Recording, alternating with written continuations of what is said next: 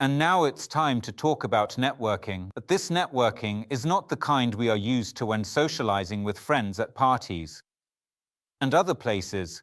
It is networking from the perspective of securing the network in your home, at your dacha, in a rented flat, or anywhere else, because network security is also a very important element of your personal cybersecurity. And it starts with the security of your home router, or however you choose to call it. What is important to remember here, that a home router is just like any other computer you work on. The only difference is that it has no keyboard and no monitor.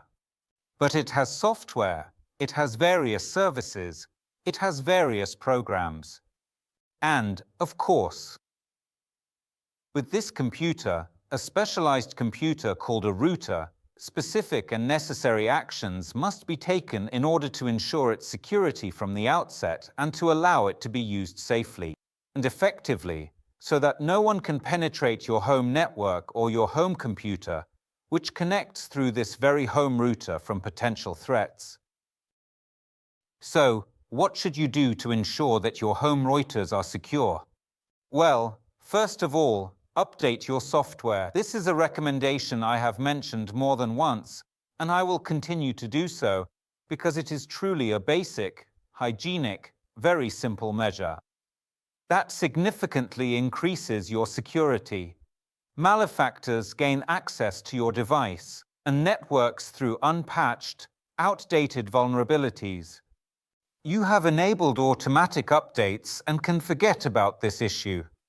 Of course, there remain so-called zero-day vulnerabilities, which are unknown to manufacturers but known to hackers.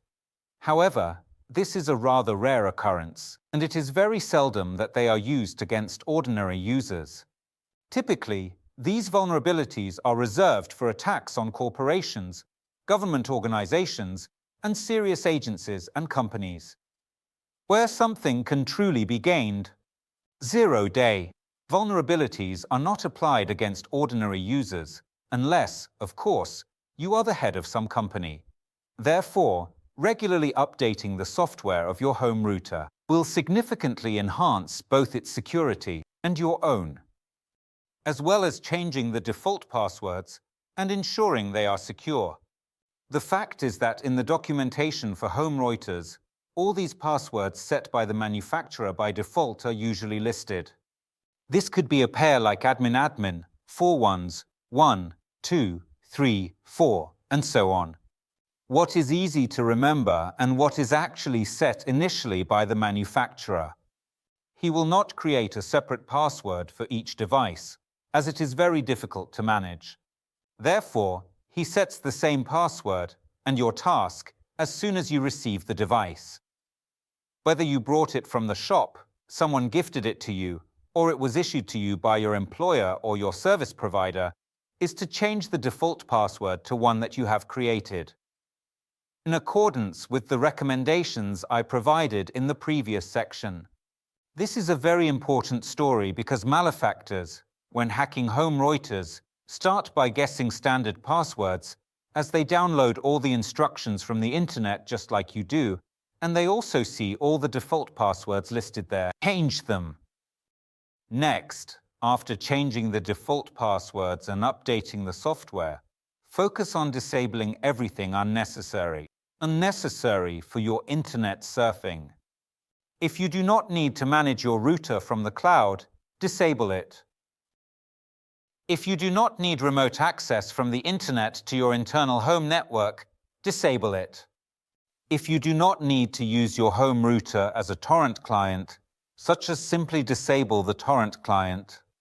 If you do not need certain services, applications, or protocols on your router, disable them, as they are often enabled by default for your convenience. But if you do not need them, this convenience plays a cruel joke on you, and these services can be exploited by malefactors. If you do not want to enable VPN functionality on your router, disable it. That is, you disable everything unnecessary, close all unused ports, and turn your router into an impregnable fortress. Leave only one or two relatively small openings, such as through which you will access the internet. In this case, you will significantly protect yourself from external malefactors. If you have set up Wi-Fi in your home network, what should you do here? Again, very often many Wi-Fi access points, wireless access points, and Wi-Fi routers, which are always referred to by different names, are used by us with default settings. What could be simpler? We took the device out of the box, plugged it into the socket, and it starts distributing the internet. In fact, behind this simplicity and convenience lies, of course, a security problem, because there is a lot of unnecessary or unsafe content included. Therefore, pay attention to the following recommendations. Firstly, activate the WPA3 protocol, which provides a secure wireless connection, such as: if you have perhaps not the most modern wireless router or access point, enable the previous version of this standard, WPA2 or WPA2, depending on whether you learned English, German, or some other foreign languages.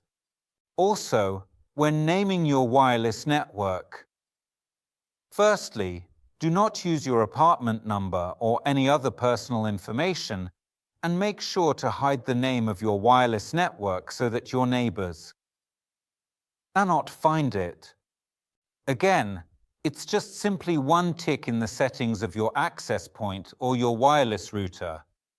Do not broadcast the so-called SSIDs, which is the name of your home network, in public. And then no one, as a rule, except for specialized tools and qualified hackers, will be able to find your wireless network, attempt to connect to it and use your internet for free, or try to penetrate your home network to access your home devices. Also, try to avoid using public access points in internet cafes, on public transport, in the underground, at airports, at train stations, on trains, and so on.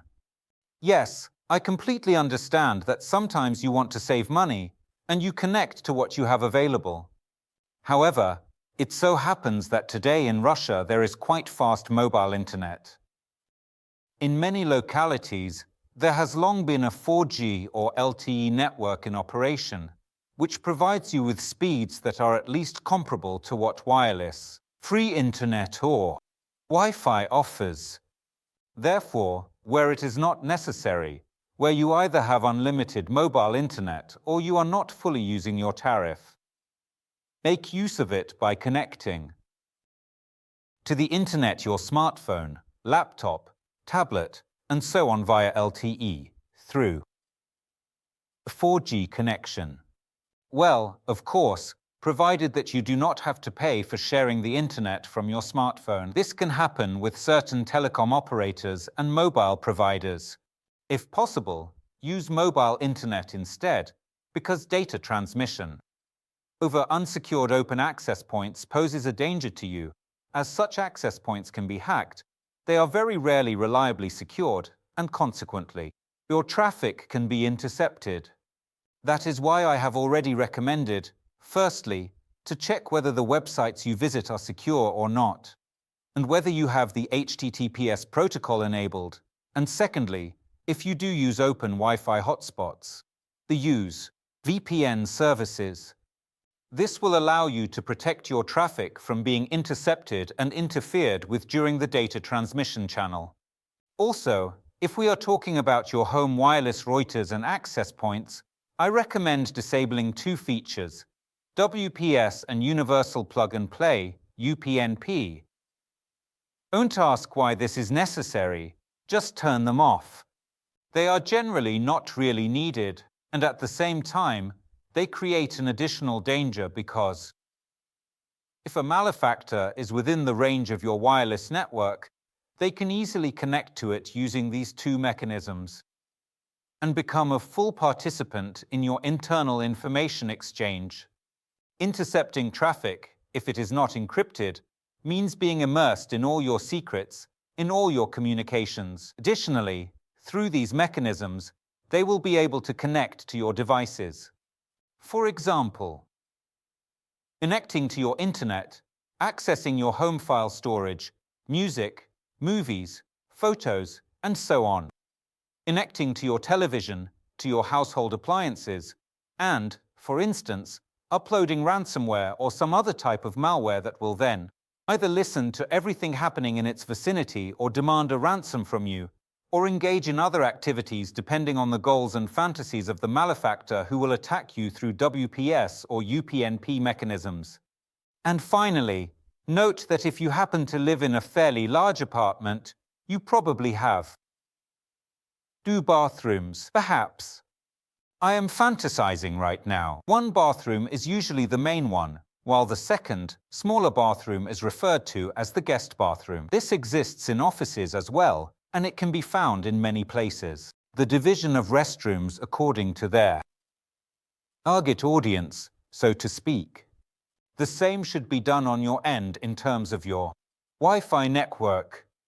You should have a section or part for yourself, for example, and a section or part for guests, or perhaps, if guests come to visit you, whether they are friends or relatives, and they say, "Share your internet with me," you can safely give them access to the guest wireless network. Without fearing information leakage or the possibility of malware infiltrating your network from their potentially infected personal devices. It may be less secure than your home network. No separate devices need to be purchased for this. You simply enable this feature easily and quickly on your access point or wireless router. It can have its own very distinctive name, which you will inform your guests about. In this case, you will make your personal devices, which you have at home, reliable and protected even from those who come to you with good intentions, but may simply be unaware that their personal devices are infected and that this could lead to the spread of malware. Well, since we are talking about a safe home, we certainly cannot avoid returning to one of the topics I have already mentioned about smart devices that are often hacked. Therefore, remember, do not open access to your home network from the outside without necessity. It is better to disable this functionality altogether. Do not use cloud management unless absolutely necessary. Especially if you have only 1 or 2 devices at home and possibly at your dacha, they can be easily managed locally without necessarily connecting them all to the cloud, which is usually located outside the Russian Federation. Rename the names of all your devices: vacuum cleaners, pianos, refrigerators. Rename all devices connected to Wi-Fi, including cameras and anything else connected to the internet. And do not use the default names, thereby making it more difficult for malefactors who will try to attack. Using known vectors. Disable the camera and microphone on home devices if you do not need them. Here, of course, my recommendation will be personal, but think 10 times about whether you really need various voice assistants. Yes, it's a cool toy, but remember that they operate around the clock and listen to everything happening around them, including and probably what you wouldn't want to be made public. And these devices transmit almost all the information they hear to an external cloud. Therefore, if these devices are not properly secured, or if the cloud to which they transmit data is not adequately protected, then everything happening in their environment could become accessible to malefactors, and such precedents have already occurred. And finally, once again, I remind you, update all your smart devices, from smart light bulbs to vacuum cleaners, pianos, refrigerators, coffee makers, and everything connected to the internet, should be regularly updated because malefactors can infiltrate your home network through such unprotected devices. Yes, it is strange. It sounds like a malefactor could hack you through a wireless kettle or coffee maker, but such precedents have occurred. Therefore, remember that everything with software and everything that connects to a wireless network requires regular updates.